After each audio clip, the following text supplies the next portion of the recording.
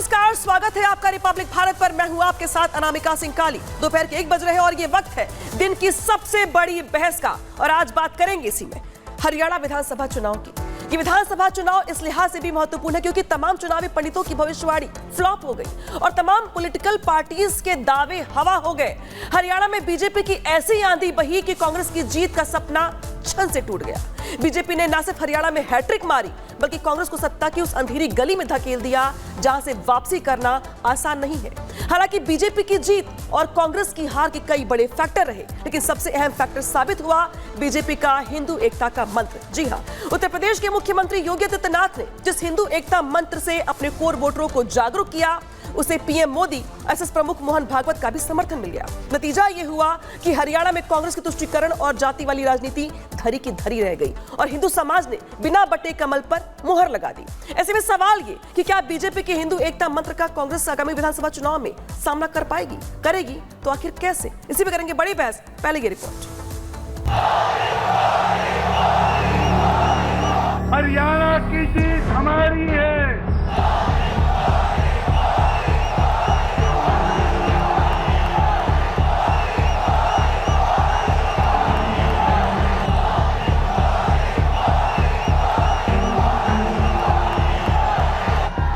22 सितंबर, करनाल, हरियाणा।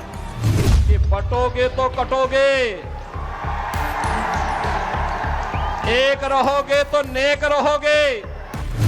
5 अक्टूबर, ठाणे, महाराष्ट्र। हमें अतीत से सबक लेना है।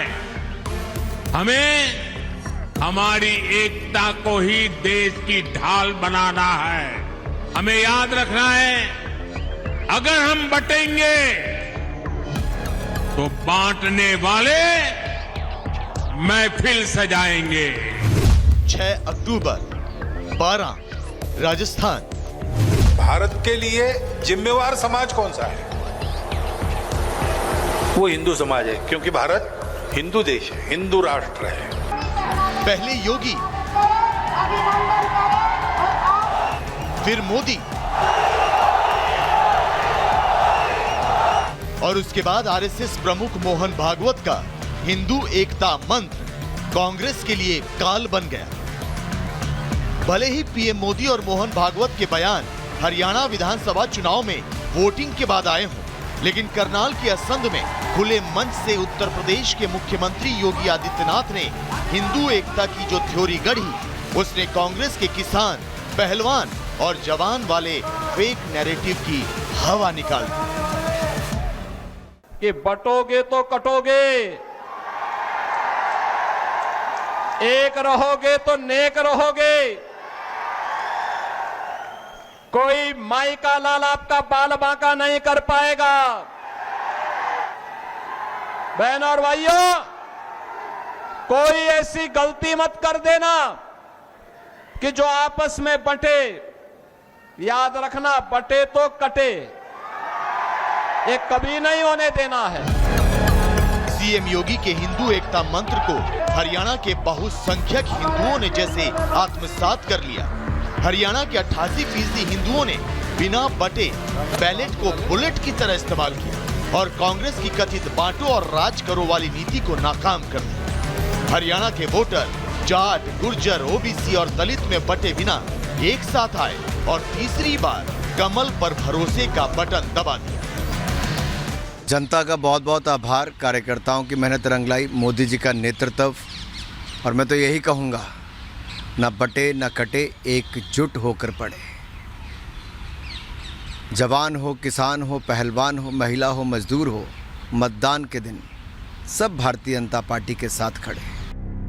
वैसे बीजेपी ही नहीं बल्कि राजनीति के जानकारों का भी मानना है कि हरियाणा में बीजेपी का हिंदू एकता मंत्र उसकी जीत का बहुत बड़ा फैक्टर साबित हुआ। आंकड़े भी इसकी तस्दीक करते हैं। बटोगे तो कटोगे का नारा देने वाले योगी आदित्यनाथ ने हरियाणा में 4 दिन चुनाव प्रचार किया। इस दौरान उन्होंने 20 प्रत्याशियों के लिए वोट मांगे, जिनमें से 13 ने जीत हासिल की। वहीं प्रधानमंत्री नरेंद्र मोदी ने हरियाणा में 4 सीटों पर चुनावी सभाएं की, जिनमें से 3 पर बीजेपी ने किला फतेह किया।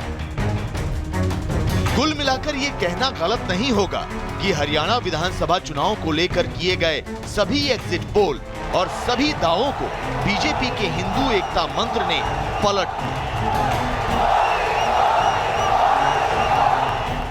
ऐसे में सवाल ये कि क्या बीजेपी आगे होने वाले विधानसभा चुनावों में भी हिंदू एकता मंत्र को हथियार की तरह इस्तेमाल करेगी?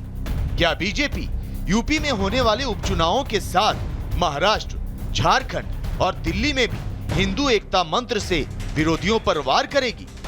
क्या इंडी गठबंधन आगे आने वाले विधानसभा चुनाव में बीजेपी के हिंदू एकता मंत्र का मुकाबला कर पाएगा? क्या कांग्रेस का सॉफ्ट हिंदुत्व और फेक नैरेटिव वाला एजेंडा बीजेपी के हिंदू एकता मंत्र के आगे टिक पाएगा? क्या हिंदू एकता मंत्र से जातियों में बटे हिंदू एक बार फिर साथ आकर बीजेपी को मजबूत करने का काम करेंगे?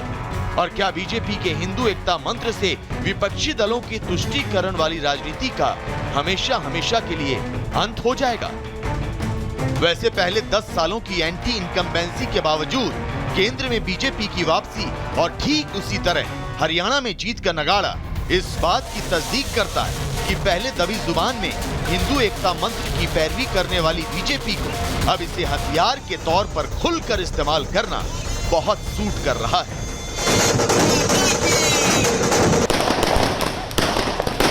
Bureau report, Republic Bharat. तो हिंदू एकता मंत्र ही क्या वो वजह रहा जिसने कांग्रेस के सभी दावों को, सभी रणनीति को चारों खाने चित कर दिया? इसे भी करेंगे बड़ी बहस। हमारे साथ जुड़ रहे कई खास मेहमान, पहले परिचय करवा दे आपसे।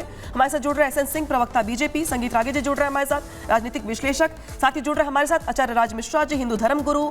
इसके अलावा जुड़ रहे हैं अजय वर्मा जी, नेता कांग्रेस, सैयद जवाद, राजनीतिक विश्लेषक।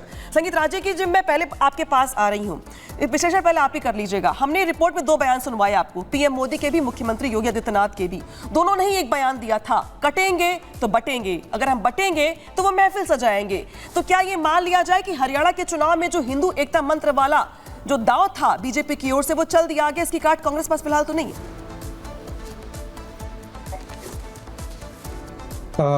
देखिए, मुझे लगता है कि हरियाणा की जनता ने जो नरेंद्र मोदी को 2024 के जो लोकसभा चुनाव में वोट नहीं दिया था और उनको लगा कि हमने बहुत बड़ी गलती कर दी है, उस गलती का परिमार्जन किया है।